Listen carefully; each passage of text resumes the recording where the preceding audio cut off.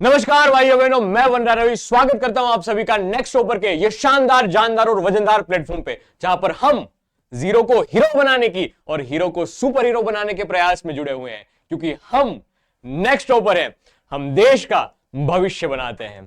तो rapid revision की series में चैप्टर का नाम है न्यूटन्स लॉज ऑफ मोशन। इसका वन शॉट के फॉर्म में हमने कवर किया गया है कि सर पूरा का पूरा चैप्टर एक ही सेशन में नहीं सर, एक सेशन में नहीं, इसको हमने तोड़ा था। पहले लॉज ऑफ मोशन पढ़ा, उसका फ्रिक्शन वाला पार्ट पढ़ा और सर्कुलर डायनेमिक्स वाला पार्ट हमने अलग से पढ़ा था सर्कुलर मोशन में। तो इसको तीन टाइप से हमने तोड़ा था, लेकिन आज के सेशन में रैपिड डिवीजन में हम ये पूरा का पूरा जो एनसीईआरटी में दे रखा है वो एक ही सेशन में, मतलब 15 से 20 मिनट में इसको कवर करने की कोशिश करेंगे। ठीक है भाइयों बहनों, आगे बढ़ते हैं। शुरुआत होती है न्यूटन्स लॉज ऑफ मोशन की कि सर 3 लॉज थे। क्या क्या बातें बता रहे थे? पहला लॉ बता रहा था इनर्शिया के बारे में कि सर अगर किसी बॉडी के ऊपर नेट फोर्स नहीं लग रहा है, एक्सटर्नल नेट फोर्स 0 है, तो सर बॉडी वो रेस्ट पे है तो रेस्ट पे रहेगी, अदरवाइज कांस्टेंट वेलोसिटी से वो जा रही है तो कांस्टेंट वेलोसिटी से ही वो भागती रहेगी। पहला लॉ इसके बारे में बता रहा था। इसकी इनर्शियल प्रॉपर्टी, इसका कारण क्या था? तो एक इनर्शिया दिया गया था कि इंटरनल प्रॉपर्टी होती है मैटर की। ठीक है सर, इनर्शिया ऑफ रेस्ट होता है, इनर्शिया ऑफ मोशन होता है, इनर्शिया ऑफ डायरेक्शन होता है। ठीक है भैया।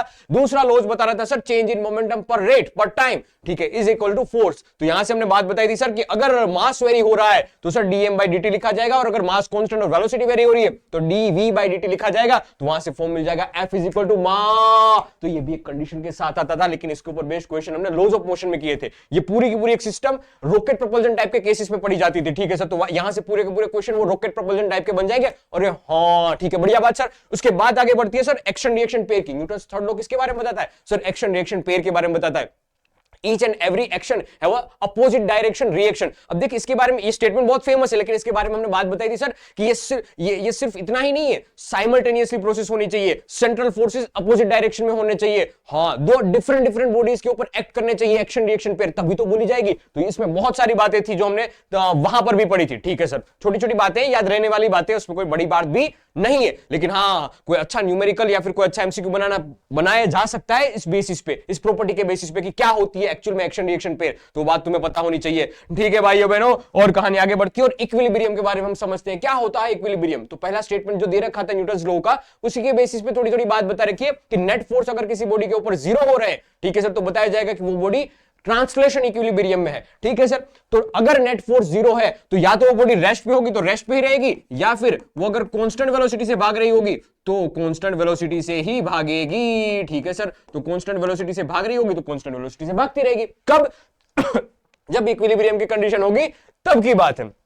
अब देख, बात ऐसी बता रखी है कि अगर नेट फोर्स 0 हो रहा है, क्या भाई क्या, अगर नेट फोर्स 0 हो रहा है तो सर जी देखा जाएगा कि एक PCLM conservation of principle of conservation of linear momentum applicable है। क्या कहता है ये लो कि अगर x की डायरेक्शन में, डायरेक्शन बेसिस पे आ गया भाई, अगर हम फोर्सेस को तोड़ दे सिर्फ x और y में, मतलब अगल वाला बगल वाला इक्वल हो रहा है और एक दूसरे को काट रहा है, और नेट x की डायरेक्शन में फोर्स 0 है, तो हम सर PCLM अप्लाई कर सकते हैं x की डायरेक्शन में। अगर सेम बात y में, y की डायरेक्शन में नेट फोर्स 0 हो रहा है तो सर PCLM अप्लाई कर सकते हैं। क्या बोला जाता है इसको? PCLM, principle of conservation of linear momentum. ठीक है सर, मोमेंटम ने पढ़ी है, बचपन की बात है। ठीक है सर, सेम z डायरेक्शन में, नेट फोर्स z की डायरेक्शन में 0 है तो सर PCLM z की डायरेक्शन में अप्लाई कर सकते हैं। और हाँ, मतलब इनिशियल जो इवेंट के पहले मोमेंटम x की डायरेक्शन में लिखा जाएगा, वही मोमेंटम, मतलब उसी डायरेक्शन में momentum sir after the event लिखा जाएगा। और हाँ सर ठीक है, लेकिन डायरेक्शन बेसिस पे,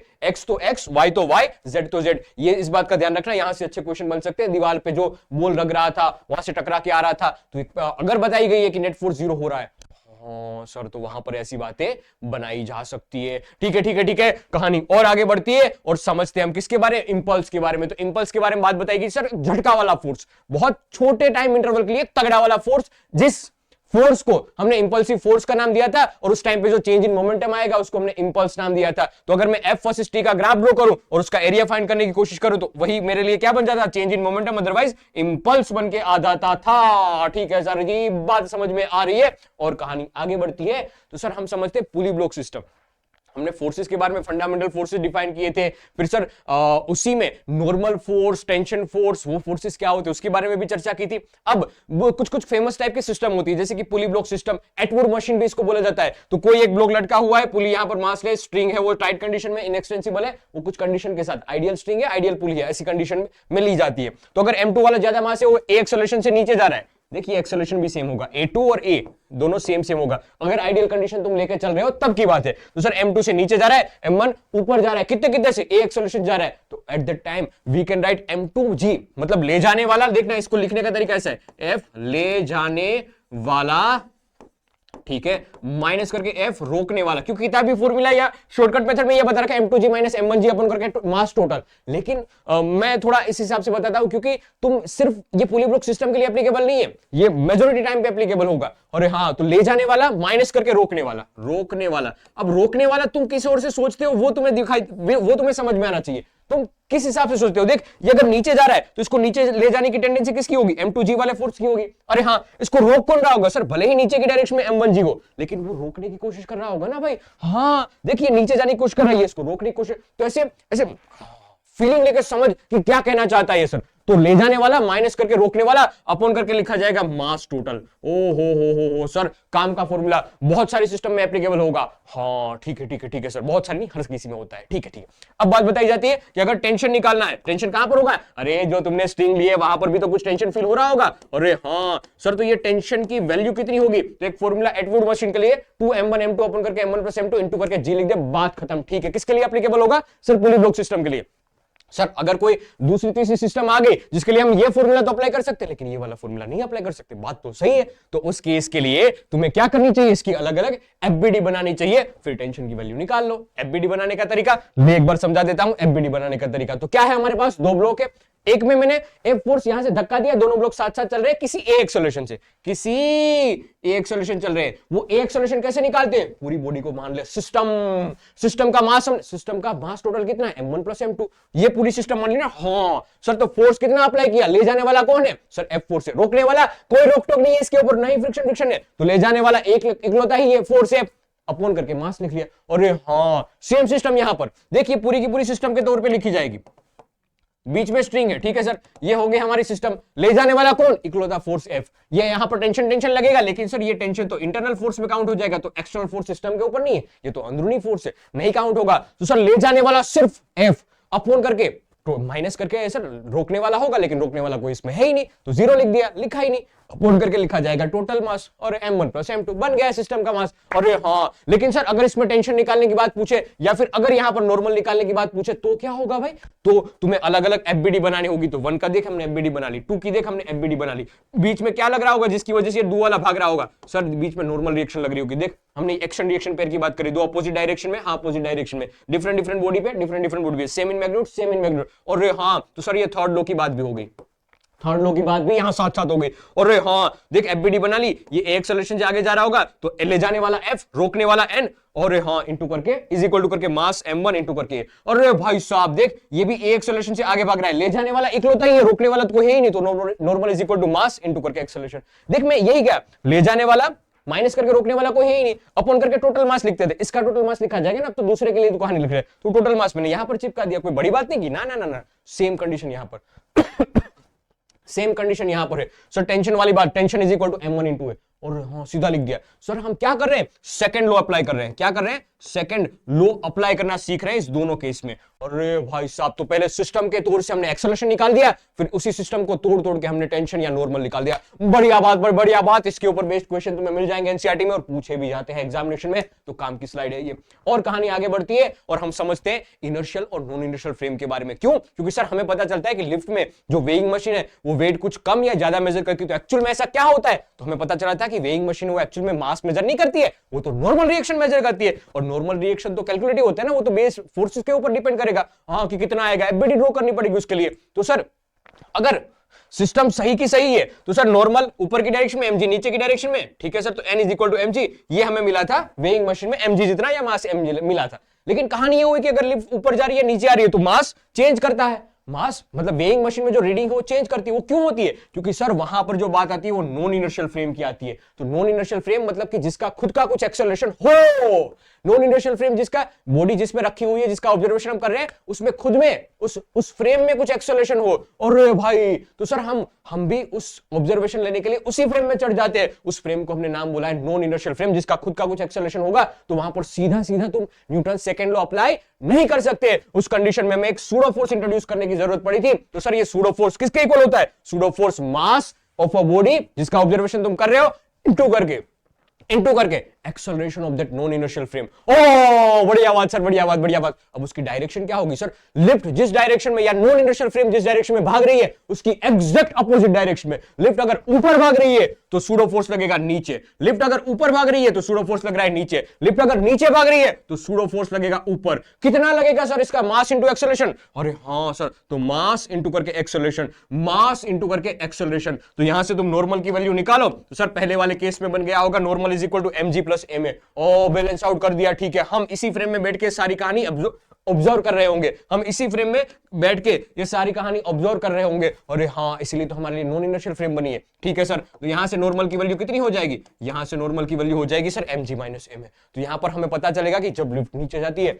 मास कम प्रतीत होता है। वेइंग मशीन में एक्चुअल में तो डिफर नहीं करता है, लेकिन वेइंग मशीन की बात हो रही है सर। ठीक है, लिफ्ट ऊपर जा रही होती है तो मास हमें ज्यादा प्रतीत होता है। किसमें? वेइंग मशीन में। ठीक है सर, बात समझ में आ रही है। कहानी और आगे बढ़ती है फ्रिक्शन की ओर, और ताकतवर टॉपिक था फ्रिक्शन। कब ये डेवलप होता है सर? दो रफ सरफेस के बीच में डेवलप होता है। ठीक है सर, ठीक है। तो हमने एक समझी थी बात कि अगर मैं इस ब्लॉक को हिलाऊं, अगर इस ब्लॉक को हिलाने की कोशिश करूं तो क्या होता था सर? होता ये था भाइयों बहनों कि सर एक कॉन्टेक्ट फोर्स डेवलप होता है। ठीक है सर, ये कॉन्टेक्ट फोर्स आर, उसके दो बेटे। तो सर एक परपेंडिकुलर टू द सरफेस वाला बेटा यानी कि लिखा हमने नॉर्मल फोर्स, और एक पैरेलल टू द सरफेस जिसको हमने लिखा कौन सा वाला सर? जिसको हमने लिखा फ्रिक्शन। और यही है अपना लास्ट मतलब सेकंड लास्ट टॉपिक बोला जा सकता है। ठीक है, फ्रिक्शन।